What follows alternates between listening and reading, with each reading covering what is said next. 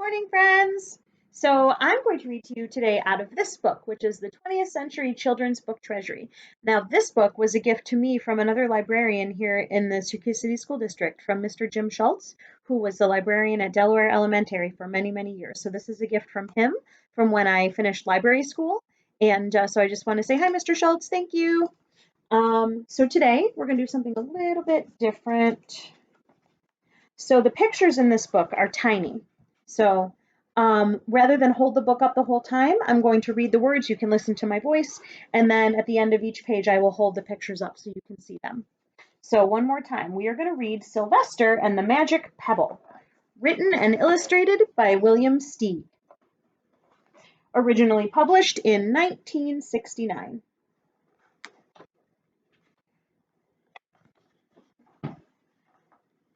Sylvester Duncan lived with his mother and father at Acorn Road in Oatsdale. One of his hobbies was collecting pebbles of unusual shape and color. On a rainy Saturday during a vacation, he found a quite extraordinary one. It was flaming red, shiny, and perfectly round, just like a marble. As he was studying this remarkable pebble, he began to shiver, probably from excitement, and the rain felt cold on his back. "I wish it would stop raining," he said. To his great surprise, the rain stopped. It didn't stop gradually as rains usually do. It ceased. The drops vanished on the way down. The clouds disappeared. Everything was dry, and the sun was shining as though it had never existed. In all his young life, Sylvester had never had a wish granted so quickly. It struck him that magic must be at work, and he guessed that the magic must be in the remarkable-looking red pebble, where indeed it was. To make a test, he put the pebble on the ground and said, "I wish it would rain again." Nothing happened. But when he said the same thing holding the pebble in his hoof, the sky turned black, there was lightning and a clap of thunder, and the rain came shooting down. "What a lucky day this is," thought Sylvester. "From now on, I can have anything I want. My father and mother can have anything they want. My relatives, my friends, anybody at all can have anything they want." He wished the sunshine back in the sky, and he wished a wart on his left hind fetlock would disappear, and it did. And he started home, eager to amaze his father and mother with his magic pebble. He could hardly wait to see their faces. Maybe they wouldn't even believe him at first. So here is Sylvester in the rain, Sylvester in the sun, and Sylvester on his way home to his family to show them his magic pebble. As he was crossing Strawberry Hill, thinking of the many, many things he could wish for, he was startled to see a mean, hungry lion looking right at him from behind some tall grass. He was frightened. If he hadn't been so frightened, he could have made the lion disappear, or he could have wished himself safe at home with his father and mother. He could have wished the lion would turn into a butterfly, or a daisy, or a gnat. He could have wished many things. But he panicked and couldn't think carefully. I wish I were a rock," he said. And he became a rock. The lion came bounding over, sniffed the rock 100 times, walked around it, and went away, confused, perplexed, puzzled, and bewildered.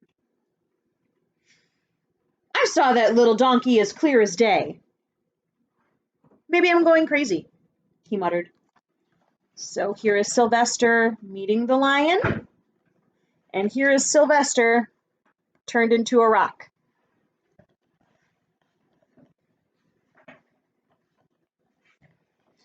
And there was Sylvester, a rock on Strawberry Hill, with the magic pebble lying right beside him on the ground, and he was unable to pick it up. "Oh, how I wish I were myself again," he thought. But nothing happened. He had to be touching the pebble to make it work. But there was nothing he could do about it. His thoughts began to race like mad. He was scared and worried. Being helpless, he felt hopeless. He imagined all the possibilities, and eventually he realized that his only chance of becoming himself again was for someone to find the red pebble and to wish that the rock next to it would turn into a donkey. Someone would surely find the red pebble. It was so bright and shiny. But what on earth would make them wish that a rock were a donkey? The chance was 1 in a billion at best. Sylvester fell asleep. What could he do? Night came with many stars. So here is Sylvester as a rock, asleep at night. Meanwhile, back at home, Mr. and Mrs. Duncan paced the floor, frantic with worry. Sylvester had never come home later than dinner time. Where could he be? They stayed up all night wondering what had happened, expecting that Sylvester would surely turn up by morning. But he didn't, of course. Mrs. Duncan cried a lot, and Mr. Duncan did his best to soothe her. Both longed to have their dear son with them again. "I will never scold Sylvester again as long as I live," said Mrs. Duncan, "no matter what he does." At dawn, they went about, inquiring of all the neighbors. They talked to all the children, the puppies, the kittens, the colts, the piglets. No one had seen Sylvester since the day before yesterday. They went to the police. The police could not find Sylvester either. All the dogs in Oatsdale went searching for him. They sniffed behind every rock and tree and blade of grass, into every nook and gully of the neighborhood and beyond, but they found not a scent of him. They sniffed the rock on Strawberry Hill, but it smelled like a rock. It didn't smell like Sylvester. After a month of searching the same places over and over again, and inquiring of the same animals over and over again, Mr. and Mrs. Duncan still didn't know what to do. They concluded that something dreadful must have happened and that they would probably never see their son again, though all this time he was less than a mile away. They tried their best to be happy, to go about their usual ways, but their usual ways included Sylvester, and they were always reminded of him. They were miserable. Life had no meaning for them anymore.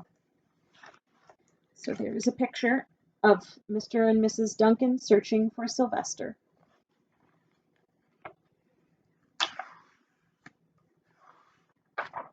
Night followed day, and day followed night, over and over again.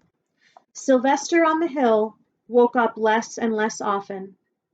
When he was awake, he was only hopeless and unhappy. He felt he would be a rock forever, and he tried to get used to it. He went into an endless sleep. The days grew colder. Fall came with the leaves changing color. Then the leaves fell and the grass bent to the ground. Then it was winter. The winds blew this way and that. It snowed. Mostly the animals stayed indoors, living on the food they had stored up. One day, a wolf sat on the rock that was Sylvester and howled because he was hungry. Then the snows melted. The earth warmed up in the spring sun, and things budded. Leaves were on the trees again. Flowers showed their young faces. One day in May, Mr. Duncan insisted that his wife go with him on a picnic. "Let's cheer up," he said. "Let's try to live again and be happy even though Sylvester, our angel, is no longer with us." They went to Strawberry Hill. Mrs. Duncan sat down on a rock. On the rock. The warmth of his own mother sitting on him woke Sylvester up from his deep winter sleep. How he wanted to shout, "Mother, Father, it's me, Sylvester, I'm right here!" But he couldn't talk. He had no voice. He was a stone. Mr. Duncan walked aimlessly about while Mrs. Duncan set out the picnic and the food on the rock. Alfalfa sandwiches, pickled oats, sassafras salad, and Timothy compote. Suddenly Mr. Duncan saw the red pebble. "What a fantastic pebble!" he exclaimed. "Sylvester would have loved this for his collection." He put the pebble on the rock. They sat down to eat. Sylvester was now wide awake as a donkey that was a rock could possibly be. Mrs. Duncan felt something mysterious, some excitement. You know, Father, she said, I have the strangest feeling that our dear Sylvester is still alive and not far away. I am! Sylvester wanted to shout, but he couldn't. If only he had realized that the pebble resting on his back was the magic pebble. Oh, how I wish he were here with us on this lovely May day, said Mrs. Duncan. Mr. Duncan looked sadly at the ground. Don't you wish it too, Father? She said. He looked at her as if to say, Of course, how could you ask such a question? Mr. and Mrs. Duncan looked at each other with great sorrow. I wish I were myself again! I wish I were my real self again, said Sylvester. And in that instant, he was. So there they are going to the picnic. There they are sitting on Sylvester as a rock.